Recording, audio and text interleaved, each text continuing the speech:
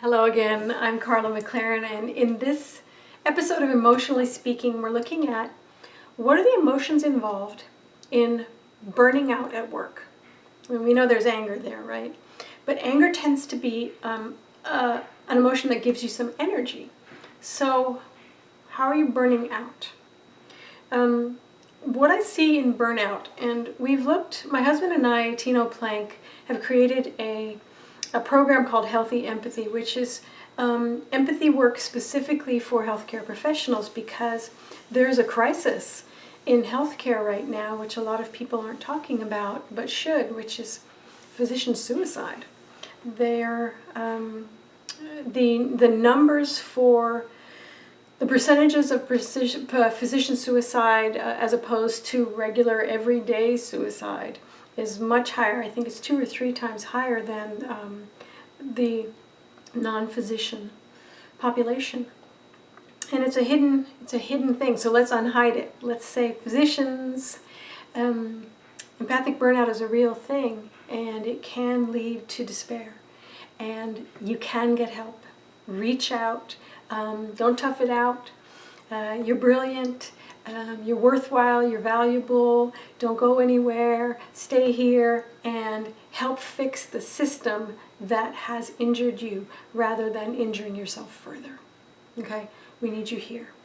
So what Tino and I found as we were looking at empathic burnout, and that's burnout at work basically, is there's another thing called compassion fatigue, which is what you would normally see. Let's say you're taking care of kids or you're taking care of your parents who are ill.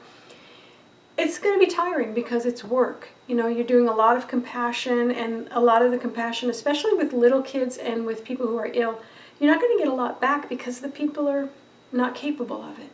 So you're going to be giving out a lot, but not getting a lot back. And you would have normal fatigue for that.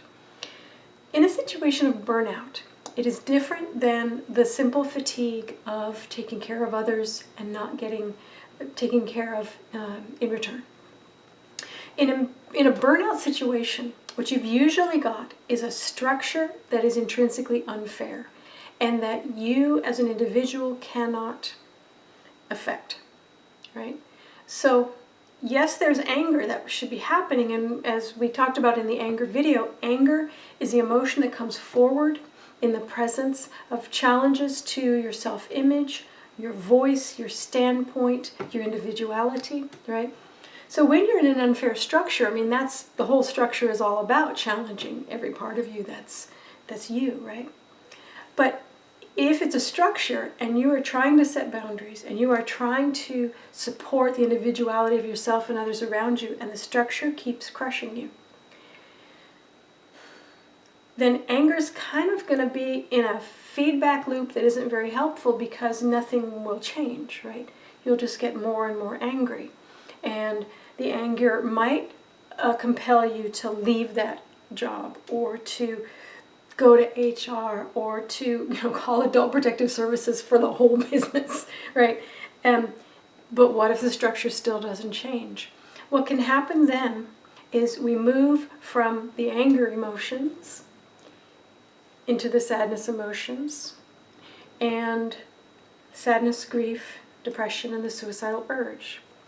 What I notice when people are in a burnout situation is they don't often go to what I call I'm going to say this is sadness, grief, depression, suicidal urge.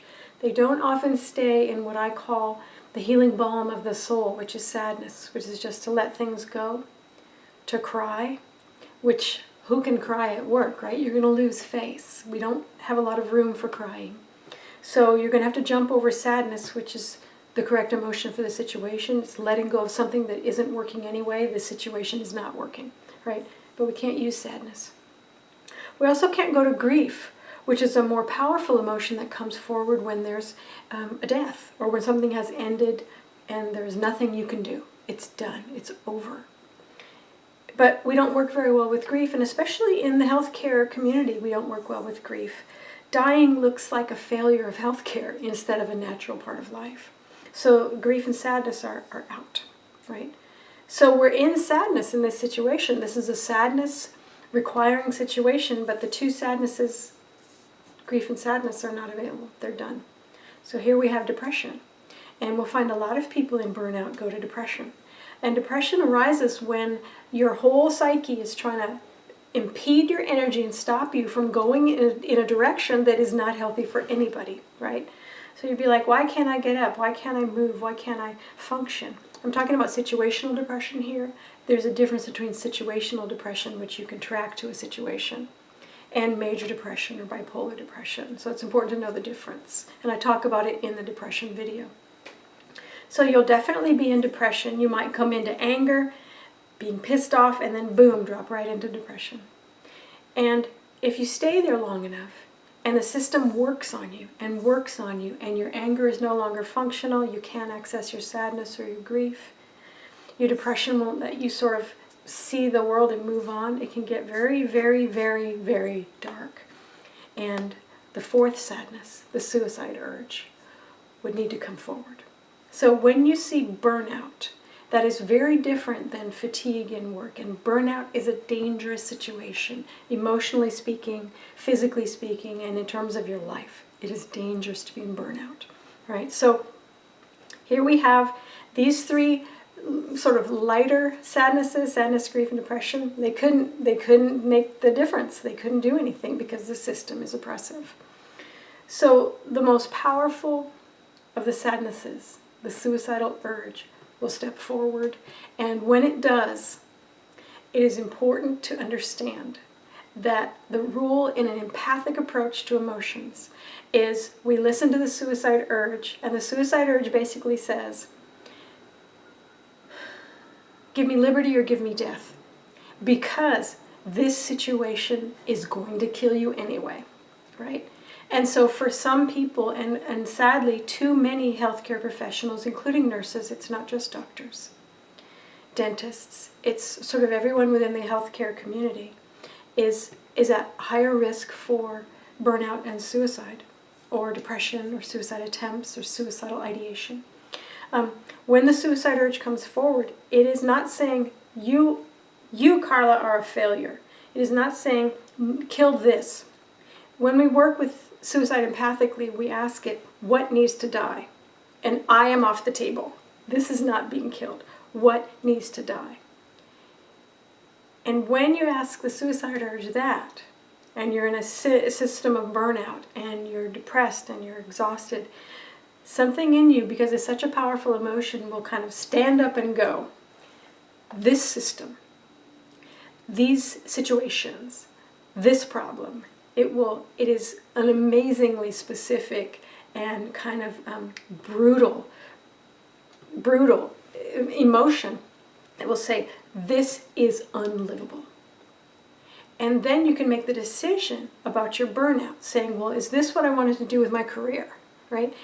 Did I want to go to 8 years of school and be hundreds of thousands of dollars in debt so that I could be treated in this completely unacceptable way? No. And moving through a suicidal urge in this way can literally save your life, because how everything was going was killing you anyway. So when people say I'm feeling suicidal, if they even can, and again, there's another problem with healthcare and physician culture, which is that you don't talk about being emotionally distraught about your work. Emotions are sort of, in many areas, emotions are treated as soft skills and as something separate from the facts. Now, we know that emotions underlie all thought, all action, all behavior, and all thoughts. But it kind of didn't get to the medical culture yet. So there's still an idea that emotions are for like little people. They're for like little children. You know, emotions are for teenagers. We're adults, and we're very logical. But as we can see with this extreme problem with physician suicide, is that emotions are not soft skills, right? They're the most important skills you can have. You can literally save your life if you know about sadness and when to use it, if you know about grief, if you know about depression and what it means, and if you know that when the suicide urge lifts up and raises its scythe, that you turn it outward, you do not hurt yourself, and you get some help, And then what that help will probably have you do is say, well, what are the situations that got you to this point? And you will start talking about them, and you will see that it is unlivable. It is unlivable. And so the change that you make is not to kill yourself or hurt yourself. It is to get yourself out of the situation. And a lot of doctors who have gotten to this point and survived have sort of come together to say, look, we've got to stop this. We've got to stop this situation from happening, because burnout is a dangerous situation. It's not something funny. It's not like, hey, I'm burnt out today. I'm going to go, go drink. Burnout can lead to severe depression, and it can lead to suicidal ideation or suicide. So, emotionally speaking, what do you do in a situation of burnout? If the system is broken, can you fix the system? A lot of people, when a system is broken, they will start crushing themselves, right? Are there places you can reach out to? Are there physician support structures anywhere, or healthcare worker support structures anywhere? Reach out of the broken systems. Do not let the systems destroy you, right? Have your anger be accessible at that point. Utilize your sadness. Let go. Do some kind of mindfulness, letting go practice every day. Grief. If someone dies, go to the funeral, right? Be involved in the grief rituals. It is something that humans have done since humans have been humans, right? It is a part of how we care for ourselves. When you feel depression, look at it very, very carefully and look around yourself and ask the questions for depression, which I've got on my site. I'll put it underneath here. There's like a depression checklist to find out what is going on, what can I fix. And if you're feeling any level of suicidal urge, reach out. Reach out, because we need you here. If you have been to this place of despair over the systems and the culture that you've been working in, you have gold. You have golden levels of information for how humans need to be treated, right? So the emotional world of burnout does lead to depression, and it can lead to suicidal ideation. And if you have these empathic emotional skills, you can come to the other side and become not a statistic of despair, but a warrior on the side of justice. And that is what these emotions can bring to you if you can work with them. Now, emotional skills are not soft skills by any stretch of anybody's imagination. You need to be, like draw emotions, right?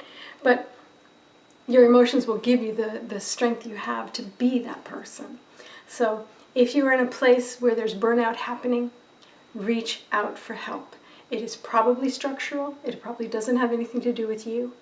Even if you've been made to think that it has to do with you. No, if it's compassion fatigue, it's normal, right? If you're caring for people and you're not getting much back, go find places where you can receive love and care that is equal to what you're giving.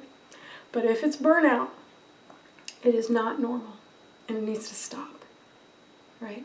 You don't need to stop. It needs to stop. So if there's burnout anywhere, I want you to take your magic eyes and the intelligence that you have and all the training that you have and look at the structure and make changes to it if you can, or reach out to other people and create a groundswell of other professionals who will help change this unacceptable situation. Thank you. See you next time on Emotionally Speaking.